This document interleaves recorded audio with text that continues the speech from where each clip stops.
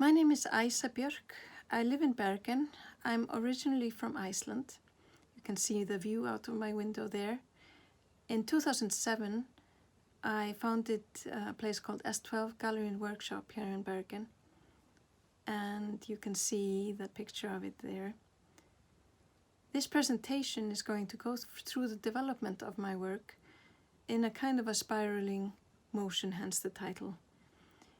It's based on 3 sections. The first section is going to be from a presentation I did for S12 in April 2018. The second is a short section from a presentation I did for AVA, Academy of Visual Arts at Hong Kong Baptist University, thanks to Suni Wang. And the third section is going to be a conversation between me and my friend Tinna Thorsteinsdóttir, who is an Icelandic musician specialized in performing contemporary music. She and I developed the work Shield that got international recognition in 2018 when it won the grand prize at the Toyama International Glass Exhibition.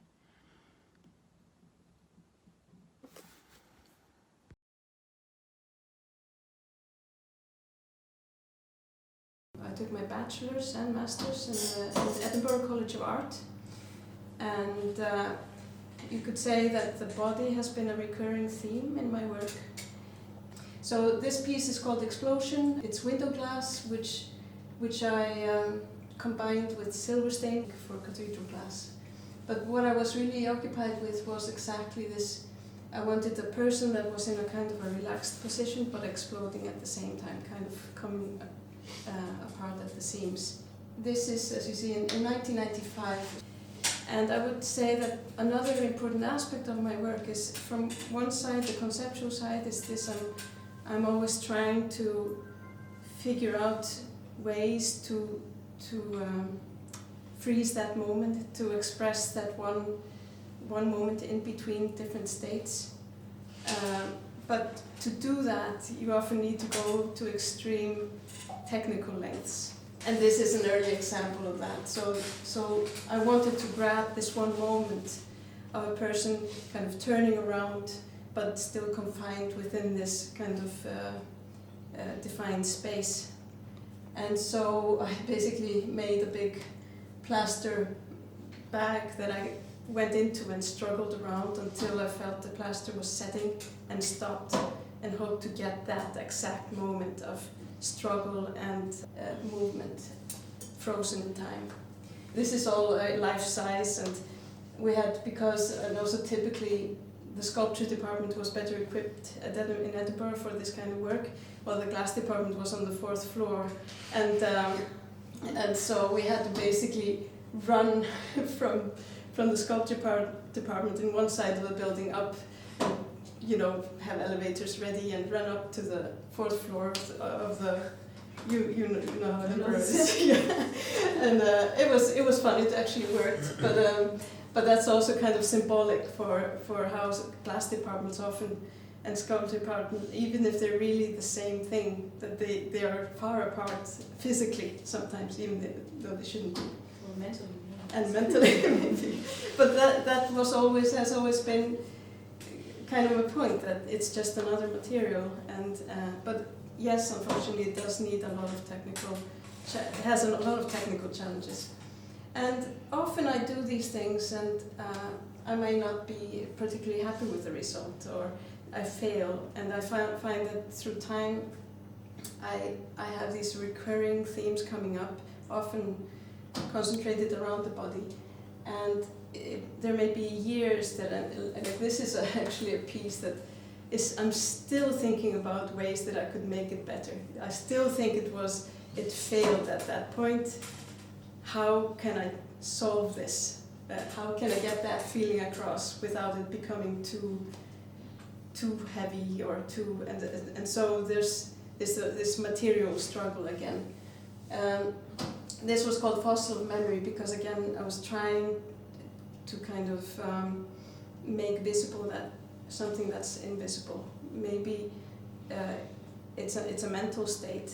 It's the definition of time through different generations. So all these heads, there are family members that are combined in different ways, and some have been kind of fossilized, some are gone, but the imprint is left behind, like this one.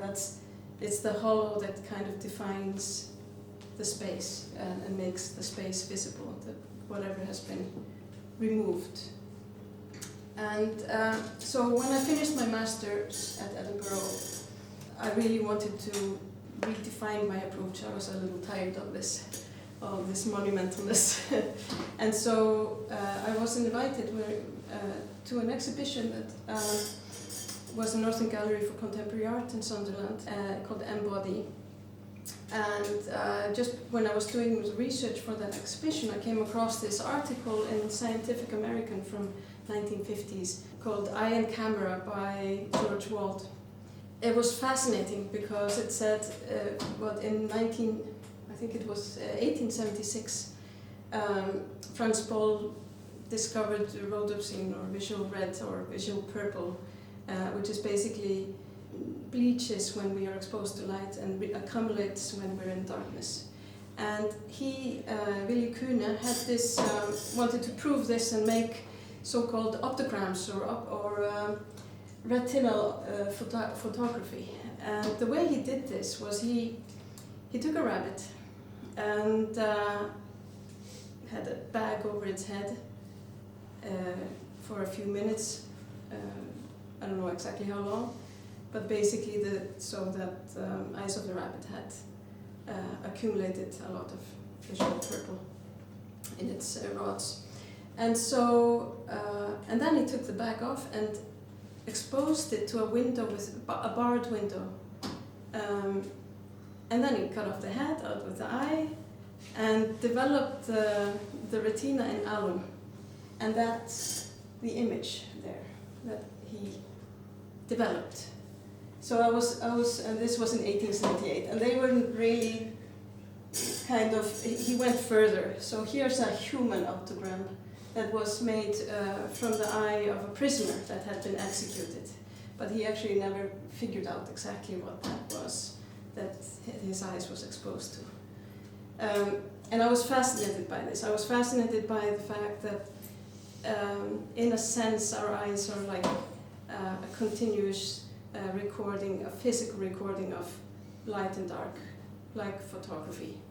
And that you could actually, without whatever comes after our mental or the neurological aspects of seeing, it was basically a physical image. And so I thought about those moments, and there's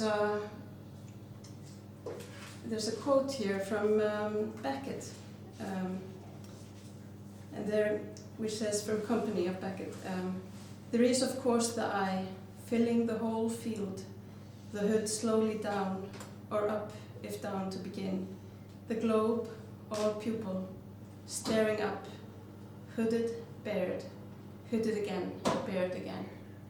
And so again it's this moment of exposure, and then also the moment of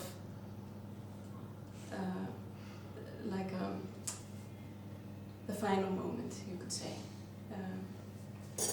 And so in this installation that I made, this image was actually projected on, and it was a long sequence, so people often wouldn't quite realize what it was until it blinked. And it was maybe 7 meters, it was quite a large wall that had this video on it. And then inside there was this video on that, like a pupil staring up,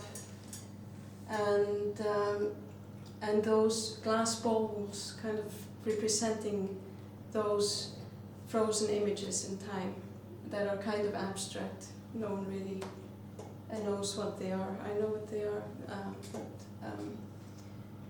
and that's what I wrote about it at the time. So the story combined with the video images of the eye remind me of the passing of time and summarize the feeling I so often have of linking the outside with the inside, the blinds of a blink with the surface of time and a vision which could be the last, the first, or the middle stored in retinal balls of glass. And so you could say again, and I find often these ideas, they go in kind of like a spiral motion. You go through time.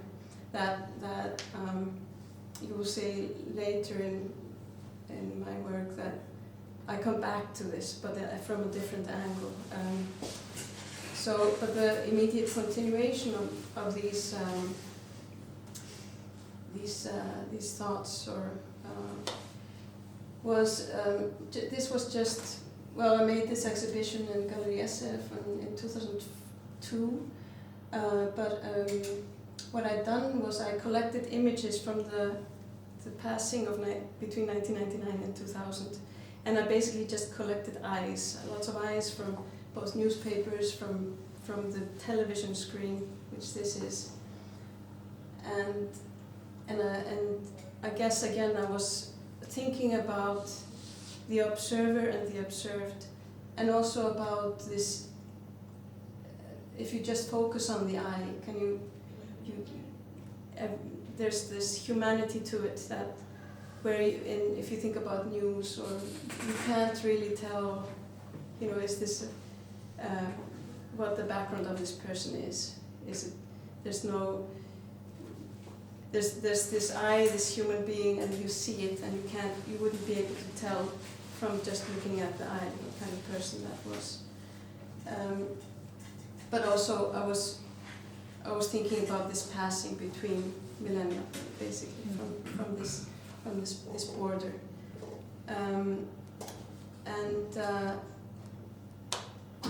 further I did these images, these photographs of where the eye is in different states of protection or exposure. So this person is either looking out while at the same time protecting themselves, or they might be more curious. So I collected also these kind of different ways of seeing or being seen. And this became another exhibition where I started also making just these closed cast eyes that I call dreamers. People that are completely only looking inward, not outward, with their eyes shut. And I guess from that kind of thinking about this different types of protection or definition of oneself, or how you fit into the surroundings, that kind of evolved as a theme. And it started with this series, and often you start working in these series. I feel there's an exhibition, you feel you kind of start something, you don't quite finish it, and it often goes into these overlapping things. And so this was actually started as an installation at the St. Jürgen Hospital here in Bergen, which was a leprosy hospital. And then at that time I placed these hands on different sets of old furniture that I found in the attic. Later I did another exhibition where I made it more clinical. I didn't want to be clinical in the hospital, but and again it was this moment in between moments. These hands are not making definite gestures. They're not making these kind of things. They are people who have sat down and made an unconscious kind of gesture. How they put their hands on the table and I started looking at people around me, how they behave when they're not aware of their own behavior with, like, physically their body. So those came from that. And again, evolving from that, because I always feel I struggle a bit between wanting to be, my work is about these ephemeral moments, but for me it often seems to become incredibly monumental sometimes, and I'm trying to get away from it, and this in a sense was again a little too concrete for my taste. And so again, so it goes in these waves, and I went to Bjork, Glasgow one summer, which is also a very important place for experimentation, and where people come together incredible artists teach there, and I made this giant profile gauge. You know what a profile gauge is like when you want to get the exact corner and you press these pins in and you get the profile. So I made this human-sized profile gauge about that size. And I started again thinking about how we define our bodies, but also what kind of impression we make. So this piece is called First Impression from the Measuring Device for Negative Space. So I thought about ourselves or myself, I guess, as some form of negative space that pushes or makes its presence known into the environment and to its surrounding. And with this profile gauge, I discovered that sometimes I pushed hard and sometimes I hardly pushed at all, and that I couldn't quite control it. And so you see, this is like a topological study of the body, but it's inaccurate. It's because I sometimes push a little harder, sometimes not at all. I felt it was kind of symbolic to the way we interact with people, or how we present ourselves, or how we come across. And after doing that, I recreated it again as this almost invisible being, almost like a thought of a being. It's not. It's as though the shadow, or again you could say it's connected to time. It's a moment again. It's a moment where this person was, and the void that's left behind, defined by this very fragile boundary.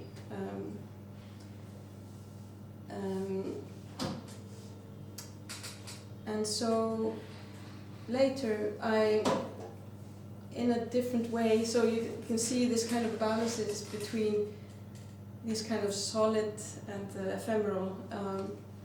I made it was almost like a performance, in the sense that I was teaching at Alfred University for 3 years, and I did an exhibition with Hiromi Takesawa for Gage in Fosdick Nelson Gallery in Alfred, and we were collaborating and experimenting with objects that how would you call it, like that distort images, distort light, and we came across this way of using these glass spheres, and then later I started playing more around with them, and I realized it was a really good thing to actually go and make all these glass spheres in my spare time. and then I got a lot of people to help me, because I needed a lot of them. And then in the end, I made a defined space for myself, where I covered my body in these spheres. So these images are not photoshopped. They are me lying under a very heavy load of glass spheres. I don't know how many kilos that is, but that's a lot. It's very heavy. And as they were covering my body, it became even more difficult to breathe. It was very heavy, pressing. And what I liked about it was that it seemed so light, and I felt again that this was representing a certain emotional state, where from the outside you might not realize the weight that person is carrying. It seems almost like just water, and another thing that happens is that these spheres, they distort what's underneath. So suddenly, out of control, you have a focus on a certain area of the body that perhaps you didn't intend to have any focus. You can't control it. And again, it's a bit this balance between who you are, what you reflect, and how people experience you, and then this inside and outside reality. And then I came back to Bergen, and I had an exhibition here in Westfall, and I took out this piece that I made earlier, and then I started thinking about that old piece in the last division piece where the eye was looking out, and I kind of came back to both the shape and the feeling of that, but instead of using an eye, I used, it's almost like a microscopic image of some biological process but this is actually, I took a video as I was putting the spheres on me, and as I was trying to force, because I had to kind of consciously breathe because they were pressing quite heavily. So these are them. You can see a very subtle movement as the glass spheres move in and out with my breathing. And I like the ambiguity of it and not really knowing exactly what is it. It's kind of like showing a process,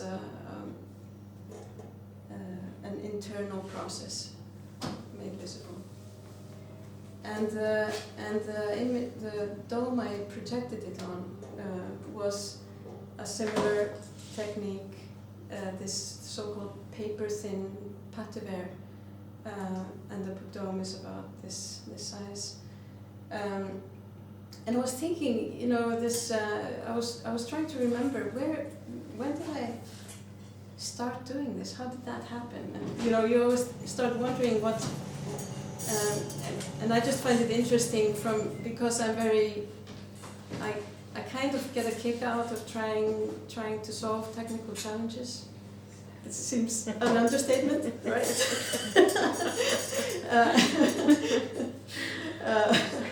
So in a sense, making something that size and that fragile.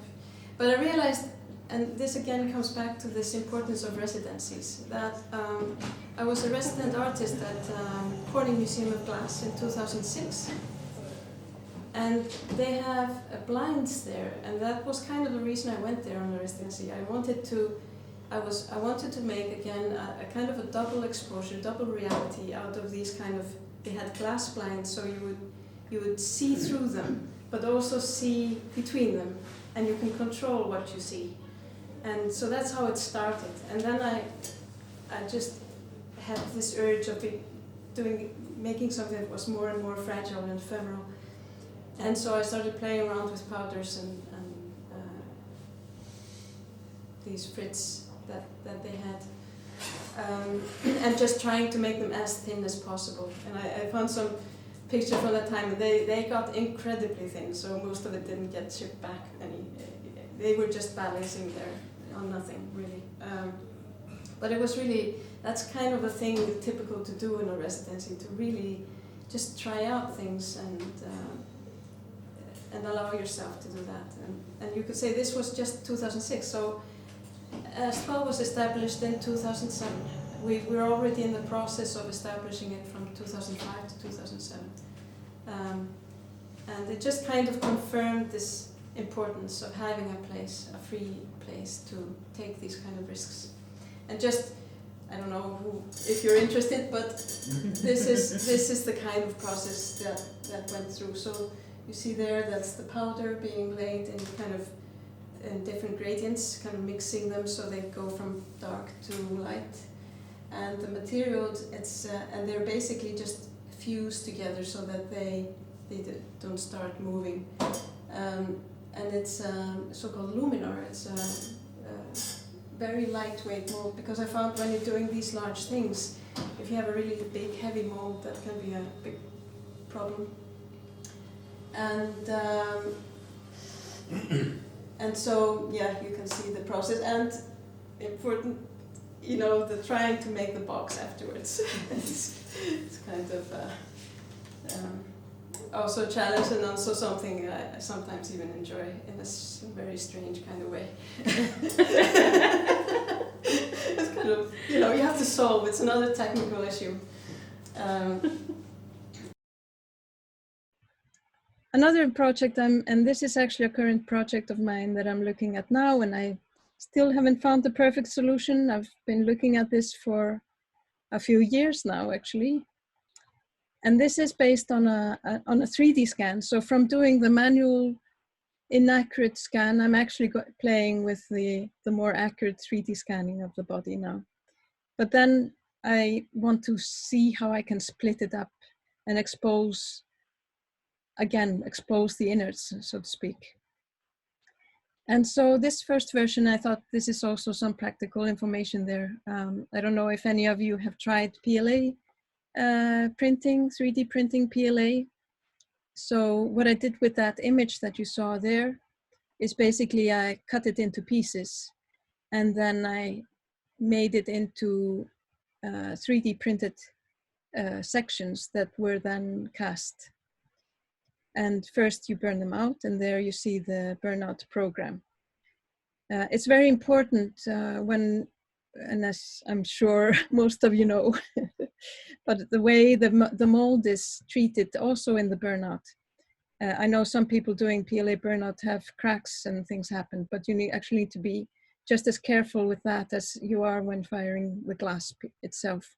That way chemical water and other things will go out naturally and easily and not leave it with cracks after, and it's easier, it's cleaner. So, and the PLA I used is important to use always a natural non-colored PLA, because any color in the filament will leave a residue. And the nice thing about, and this model is actually used Rhino to do this, is that there you actually have a function where you can find the volume of something, and so you can figure out exactly how much glass something needs, which is also quite handy. And you're welcome to ask me questions. Even if anyone has questions now, you're welcome to ask. So the PLA, do they create pollution? Sorry? Do they create pollution? So when you burn out the PLA, a nasty smell. Oh. Yes. Okay. Wow. But I have been communicating with the manufacturer of the PLA that I use this. I mean, there's lots of different types of PLA. Yeah. And so the verdict is that it's not poisonous, but it is very smoky and smelly. Mm-hmm. So you only need to ventilate a lot. Yeah. And I found that some PLA seems to have some extra stuff in it that leaves more black residue behind. While this is from a company actually in Holland called ColorFab. And that I found is the cleanest, much cleaner than some of the cheaper types. And we've also, with Helena Kagebrand in Sweden, who is a 3D technician, I did a course at Konstfack last December and with her. And we have also been experimenting with using PVA so that you can actually soak the mold in water and get rid of the PVA that way. The PVA is basically water soluble, and it's used for support in 3D printing. But if you just print the whole thing in PVA, I mean, this is something we're just trying out, and that would be a more environmental friendly way to approach it as well. Yeah, because we also have a 3D printer in our AVA, and then I'm thinking about in the future, maybe we will combine casting with 3D printer instead of still have to carve wax or making a model. It's different thinking, but handmaking has handmakings, the feeling of handmaking and the 3D printing have 3D printing advantage. So so we are also thinking about this direction in the future. But I think for me it's also a question of, okay, it's a different way of thinking, but especially if you use PVA, you can combine it with a very manual approach, because you can have melted, or you can stick things on there, or you can make the hand visible again. You can, and I think that's one of the things that I find fascinating, is that how I mean, it is a craft also to print. It's really easy to fuck up a 3D print, but it's also important to think of that the object you print is not necessarily the finished object. Ways of really manipulating it with heat. You have someone who has a lot of experience with the rhino, or you started yourself? I wouldn't say I have a lot of experience, but a few online courses, and a course that I did at Pilchuck got me started a few years ago with Fred Metz, and that was really good. Okay. So no. So there you see a detail of that piece, and I also 3D printed, and also that way. I mean, the object itself is one thing, but then the 3D printed fixtures, you can also just use it for a practical thing to bind things together, like those little things there. And this is actually a crazy project I'm working on now, and I'm thinking of, so this is based on that same image, and I'm thinking of how to disrupt this even further. It's a little too straightforward, I think, still. But then again, it's a crazy project. This image on the right there is just a vinyl that's been cut with a plotter, and then hand picking out all these little lines and sandblasting it. And I'd have a mirror behind it, so it becomes this kind of double effect. And then lately, or right now, I want to experiment with this, actually laser engraving the surface, and then sandblasting it further by laser printing a foil. This is all kind of in a pre-stage, I would say, but I'm hoping to take this further. That image on the left, which is a finished picture, and there's one at Habitat Galleries as well with that motif, and it was created in Novi Bor at the conference there. So I'm quite excited about it, just trying out these different. So you're talking about laser engraving the glass? Yes, but you can only get a very shallow effect by that. And you have to cover it with a kind of vinyl? There is a vinyl. There's a company in Germany that makes, and in the States, that makes special vinyl for laser, for laser engraving, really. So the next step is to put that kind of vinyl on top of the glass, then laser etch it, then sandblast it. Yeah. And then you get it deeper, and then you can fuse it and put powders or enamels in it or whatever. Now, I thought I'd talk a little bit about this project Shield that I made in collaboration with Tinna Thorsteinsdóttir, who is an Icelandic musician, and explain a little bit where that whole work came from.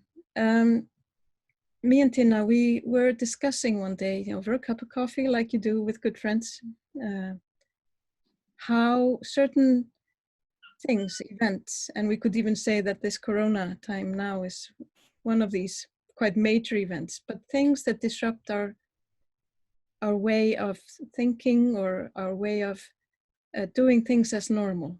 Something exposes that normalness into exposing what it's made of, so to speak. Because we have to stop, we have to look at it from a different angle. And as we were discussing this, you know, how do you actually make that kind of thing visible if you wanted to make a piece of art from that idea? For me, the use of those thin, the Pate de Verre technique you saw used in the work Scene, I felt the fragility of a thin shield would be a good background, a good sound base for so-called transducer speakers. Those are those little guys there on the left. And there was a lot of technical trial and error with this work, and eventually we figured out, with the help of a sleep analyst called Nanna Einarsdóttir in Iceland, and Josh Coppell, who does programming and lives in Seattle, and I met actually at Pilchuck a few years ago. we decided to use these microcontrollers and transducer speakers. And so what happened is that the glass became both the shield, as in the many layers that we shield ourselves with. And so how do we make this thing? So this is actually taken from our nice, beautiful monster kiln in S12 gallery, which is used by artists in residence and those who work at S12. And here you see me making that shield. And there's a trick actually that I'm going to share with you who are into this kind of slumping and making this very thin things. And that is, in this version, this shield is maybe, it's maybe 2 millimeters thick, so it's actually okay, 2 to 3 millimeters. It's okay, well, actually 2 millimeters, I would say. So with good help, it's possible to move it with a few people. And you see there on the right is the steel, actually a steel mold which it's slumped onto. But in some versions, it was only 1 millimeter thick, and then its own weight becomes too great for it to actually support its own weight. And so what I'll do then is I'll actually fuse or slump 2 of them together with a sheet of paper in between, like kiln paper.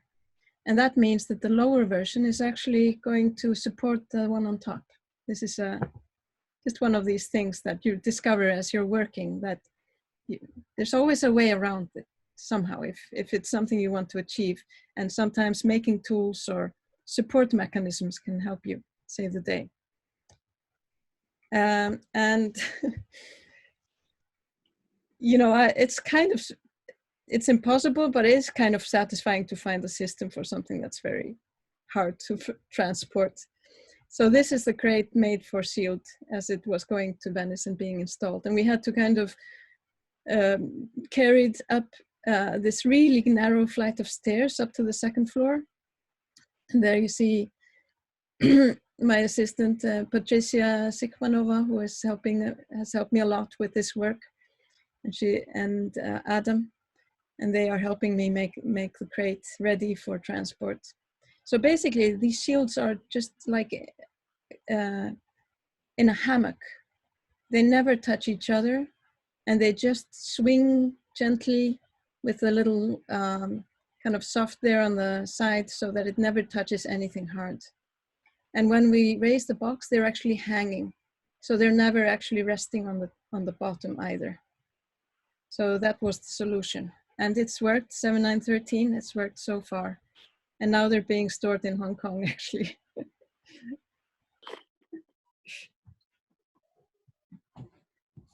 Okay, hi Tinna. Hi Aesa. We've had our share of technical difficulties, but here we are. You're used to that anyways. Yeah, that's like nothing new. So, I was thinking if I put on an image of the work shield on our screen now, and then we could just talk about a bit how this process was. While we look at the screen. And I will say that, like that.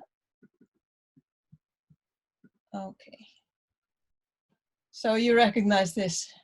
Yes, I most definitely do. How did this all start? Yeah, that's the question. Well, actually, I remember it quite clearly. We had a really nice cup of coffee at the Art Museum in Iceland, in Reykjavik, and started talking about how certain events behave like disruptances and expose whatever we are made of or whatever that event is made of, a bit like our Corona situation right now. And then we started talking about brainwaves pretty early on.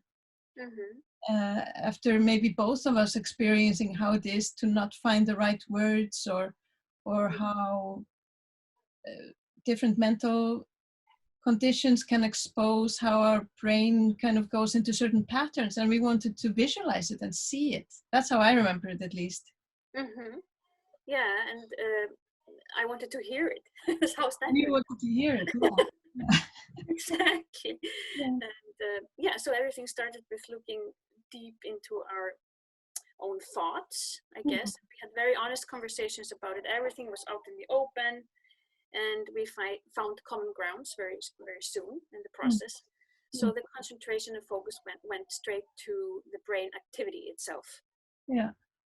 And then we started talking about how if we should actually visualize the brain itself or those graphs, but that we went away from that pretty soon and started looking at ways of actually manifesting that feeling of isolation and how we would go about that. And that's how I think the shields came about.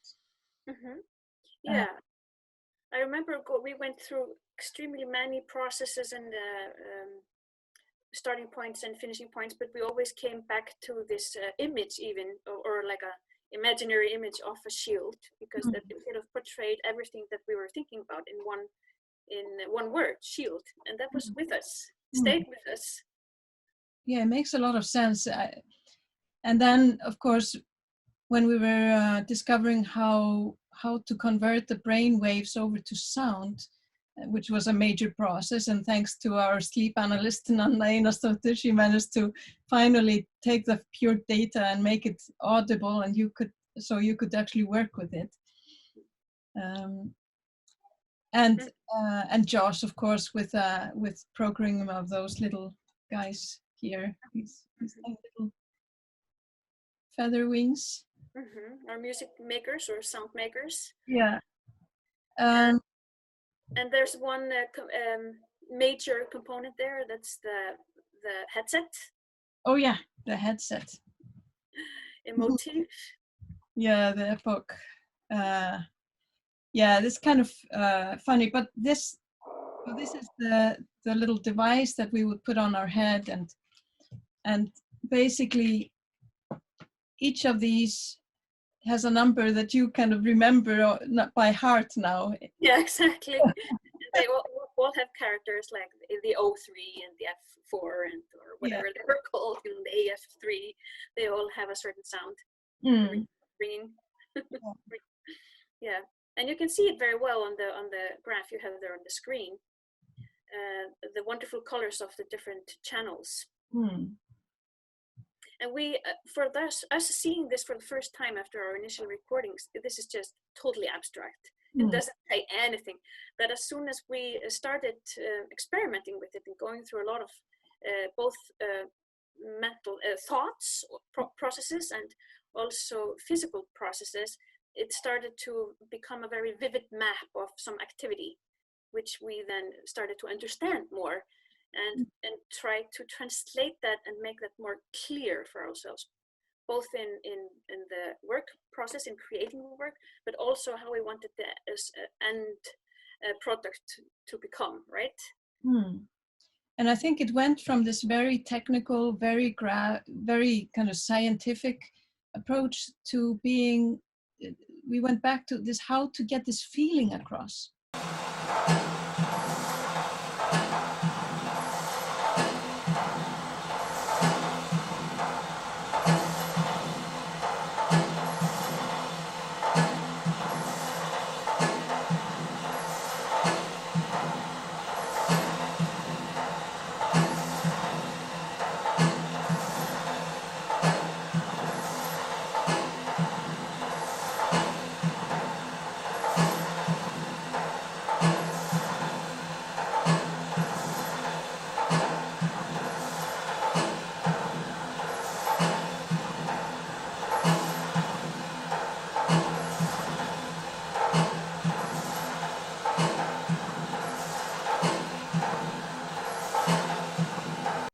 So the motions that we're going through is also correlates totally with the sound. So what was happening in our brains at the time is the same thing as is happening there as we're standing up, and we had different emotions or tried to develop or show different emotions as we were doing it. And that again goes to that shield feeling that the people watching this wouldn't know if there's an emotion attached, but hopefully maybe it will create emotional response, I think, looking at it, because I think it recalls a certain type of loneliness and isolation, maybe, for someone that it's hard for me to tell, not having experienced it fresh myself and haven't. What do you think about that? I always become very emotional when I see this. Yeah. No, I mean, imagine what someone else will feel. I don't know. Yeah. I heard a lot of responses, but I think that the loneliness is quite obvious, or like a factor there. But and that we also, that's why, I mean, the persons in the video, they are quite ungendered. I mean, although we understand it's a female, but you can't see it properly. This is like there's no face attached to it. And so it becomes very abstract in my mind. I think that's quite important, because it's meant to be able to think, when you remove the face or the gender as much as possible, that then it becomes hopefully a little bit more universal, just speaking to anyone. Yeah, exactly. Yeah. Yeah, although it's a personal creation, it's not, and that also conveys to the thought of that you can't read a person's mind properly. I mean, you can. It's the disruptance. You know, we're back to that again. Yeah, exactly. It's a disruption. Communication. Yes, yeah. And all these different layers give it, show it almost like an onion that's really hard to decipher. Yeah, exactly.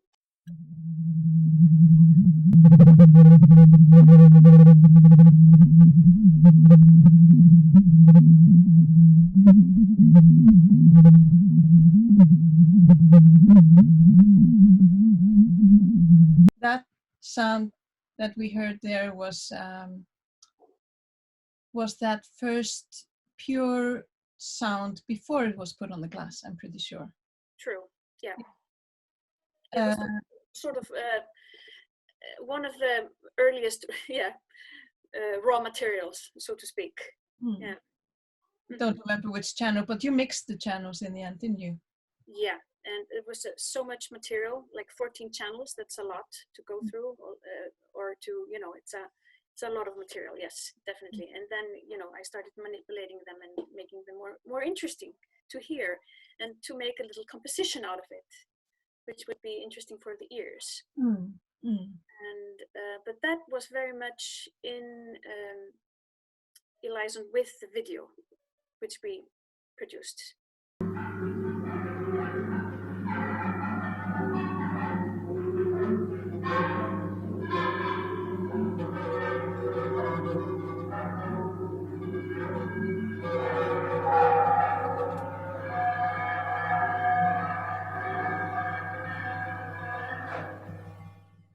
Up doing these crazy 8 layers of glass in human size. Do you want to talk about that?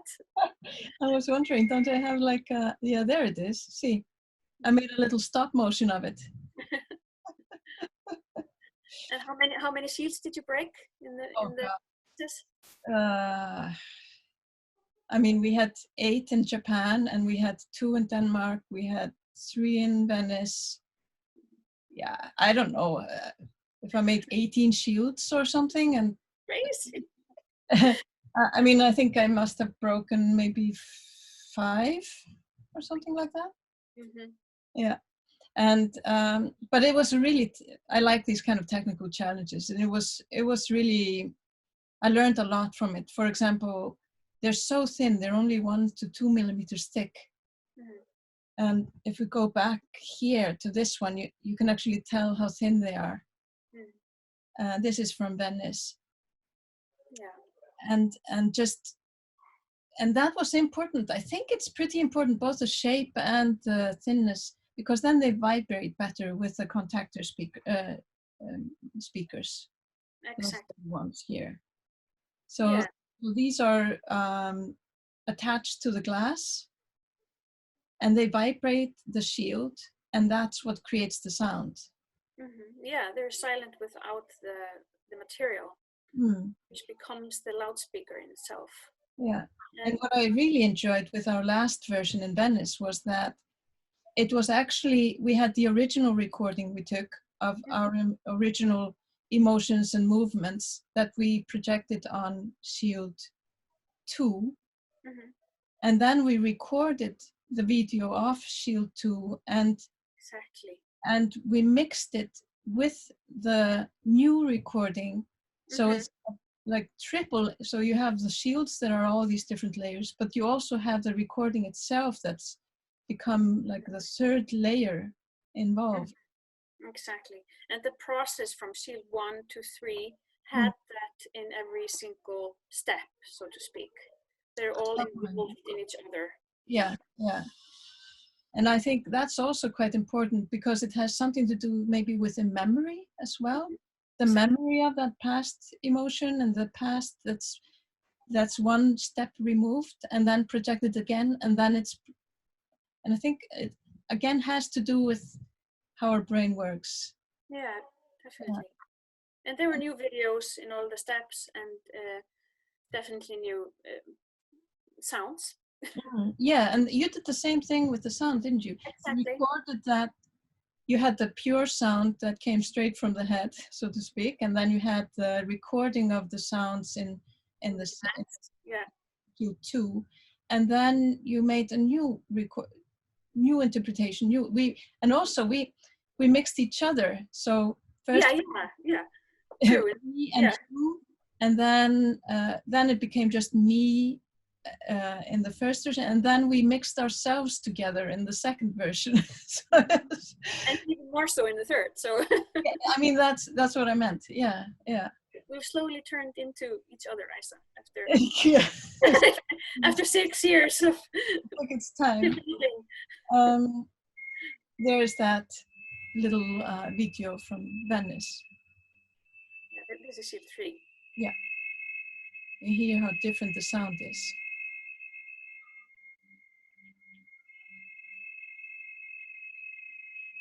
What I like about this also is the mystery that there is no person. It's also it's an illusion, you know.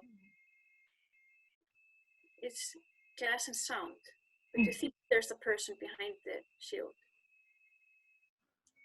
Yeah, I remember in the first version we wanted it to be almost like there was a person there. Yeah. And then discovered it didn't really matter in a sense. No, exactly. Yeah. But it's still a performance work, although you don't have a physical body there. Yeah. True. What do you think, Tinna? What will happen now? Well, there will be some kind of a Shield 4, right? Yeah. So now we're thinking of making it just for the screen in these Corona times. Mm-hmm. Yeah. Yeah, that's even more disrupted. Yeah, I wonder if you get the same feeling across. That's the beauty with glass. And because I remember when we were walking around it, the sound changed with each different layers because the glass echoes of each other and they're placed in different places on the shield. So it had, if you were low or high or behind it or in front, it all sounded different each time. Yeah, yeah. Yeah, that's the fascination of, you know, being physically there. But that has changed. Yeah. These are transformations of that. But I have to say that I always find that it's really great when you meet someone and you can actually, you feel that it's inspiring to bounce ideas, and there's a kind of unspoken feeling of understanding, not necessary to put in words all the time. That's very true. And I think it may be rare. Not that it hasn't ever come with its challenges, for sure. Of course, no. Yeah, but this has been a process for so many years now, and so much trial and error. Yeah. There were so many ups and downs in the process. Yeah. This was impossible, you know, to overcome technically. Yeah.